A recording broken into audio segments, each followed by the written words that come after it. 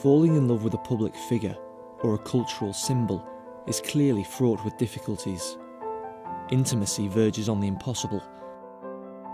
In Trafalgar Square, I went to meet a woman who fell in love with the metropolitan equivalent of the village bicycle, that icon of British culture, the Routemaster bus. That's the number 9. Yeah, there's 2 routes that run in London, the Route 15, which is what we're on now, and the Route 9. Do you ever come and just ride and just do the circuit? Yeah, I must admit, yeah. I've always wanted to be a mechanic, but I never really got the chance to do it before because back when I was at school and leaving school, it wasn't the done thing for a girl to do, so. But now I've got the chance, I intend to make the most of it and hopefully get a job working maybe on buses, I don't know, because I've always had a fascination with buses. Ash's relationship with partner Ronnie the Routemaster is particularly difficult because he is stored within the confines of the London Transport Museum. You can't do normal things like normal couples do, like go out to the pub for a drink and meet friends or whatever, and I have to go and see him, he can't come to see me, and I feel that like we're prejudiced against because society either can't or won't accept it because they can't get their heads around something that's different. But homosexuality was viewed in much the same way a few years back, and society has come to tolerate and live with it and accept it. Why not us? Because at the end of the day, we're just normal human beings who happen to like or fall in love with something different. There's different types for everyone, and for us it's objects. For homosexuals it's men rather than women, and so on. And at the end of the day, we're all still normal human beings, whichever way you look at it, and I feel that we should be accepted by society and not called some kind of freak or weirdo. Later that day, Ash took me to her local so that she could speak more freely about her OS. I guess I've always known about being OS, right from the age of about 19, probably earlier. But back then you kind of think, well, it's not right, it's not normal. So you end up doing the stuff that society expects you to do, like getting married and having kids and all that kind of stuff. And even though deep down you know it's not right for you, but you still end up doing it because society expects it of you. Would you ever like to get married to your bus? I'd be there tomorrow if I could. But again, human society wouldn't allow it. You never have lone time, lack of intimacy.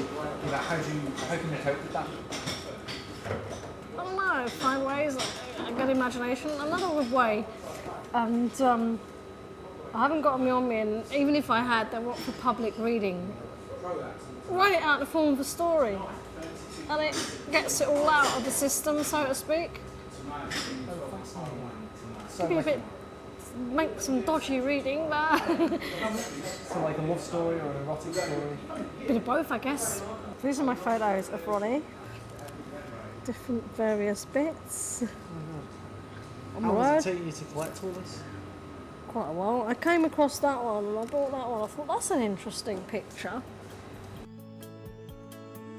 The stigma towards OS people is a realistic concern, and coming to terms with an unorthodox sexuality must be trying for anyone. This one here is very, very special to me. This is the one that I would say most truly represents my love of the Berlin Wall. It's, like somebody having a photograph of their lover or something that, belongs to them. I kind of feel like this model here actually belongs to the Berlin Wall as part of him. And so having it with me is pretty important. Has been very important. It's kept my relationship, from going sour because of being too far away. This is the only model that I actually sleep with.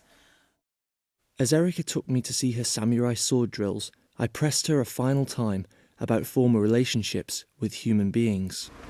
Are you a virgin? No, actually I'm not.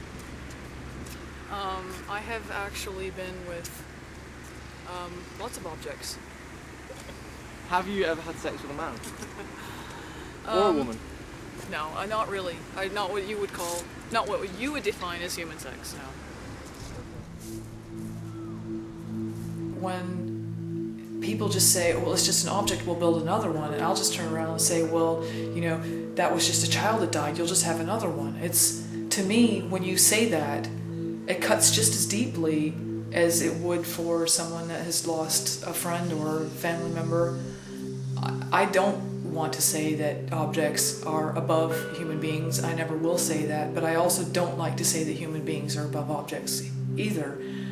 And I know that, people are sitting watching this, shaking their head going, this woman cannot possibly be, equating an object to the life of a human being. But you got to put yourself in my position and how I felt about objects. They are that important to me. And so when an object dies, I do feel a great deal of pain and suffering.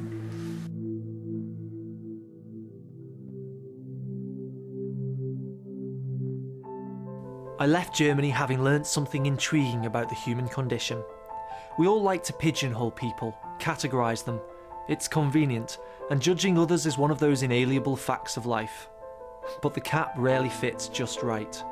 Erika, Suzy and Ash showed me that none of us have control over who or what we fall in love with. And chatting with them, it made me realise that there's an infinite spectrum of sexuality that we should not be too hasty to ridicule.